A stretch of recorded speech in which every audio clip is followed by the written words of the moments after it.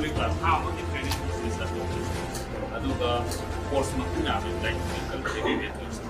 vehicle the hazardous how the direct this induction company operation course like this adagi hostel place hostel function ki chim na post senior administration hostel today. Aqui faca. Oh. Ini lah macam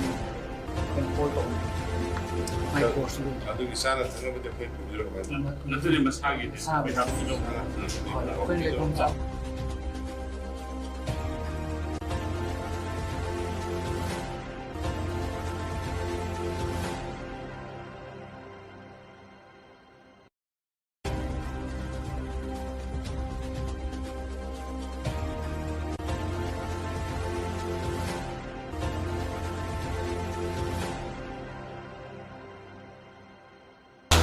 Live happening as a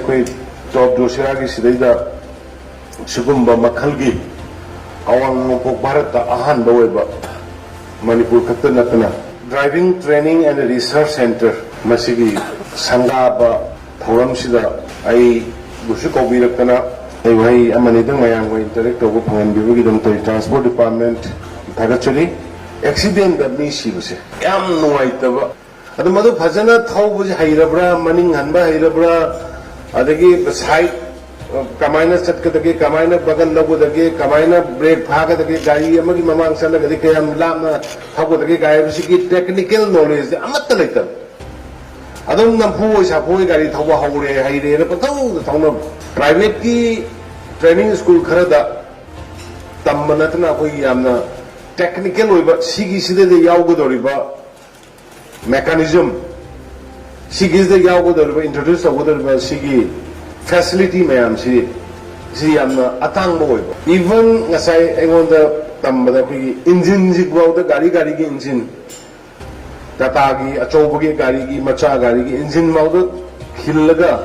madugi model thamaga da gari yarakta baka da pramai siang udagi har bokta pane hai bigi yawi adagi speed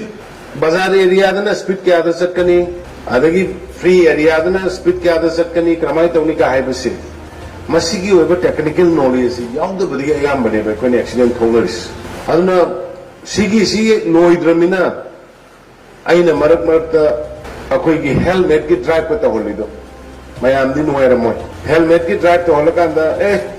gari do helmet utna la adi phar ga thamo adu ko bazar ri helmet le laga uppa gari thago gaina maram marta tawoi maram di kai atai gi nate we have a life of my some places over the quite again no idea was angang no be sing sorok the karida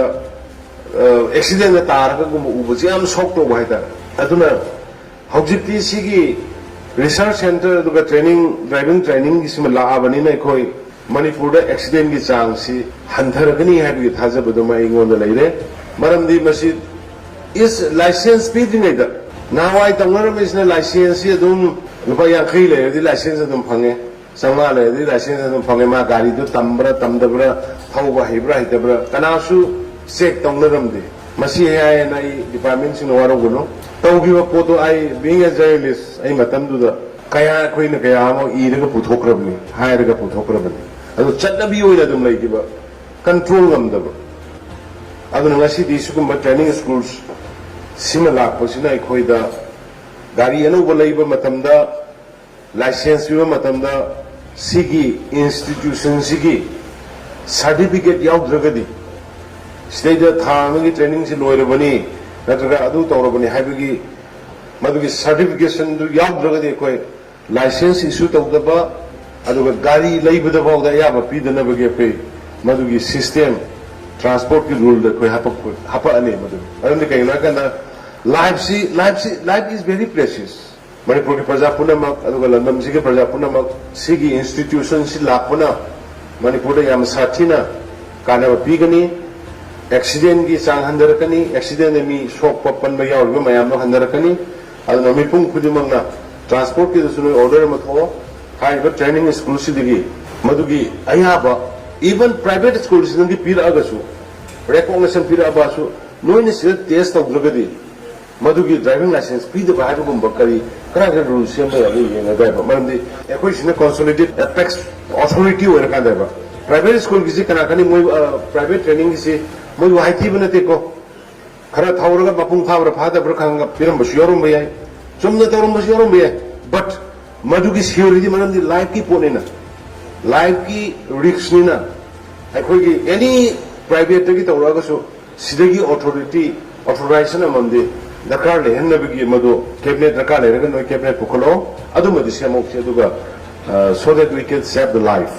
ꯑꯗꯨꯒ system ꯑꯃ ꯐꯖꯅ ꯆꯠꯅꯅꯕ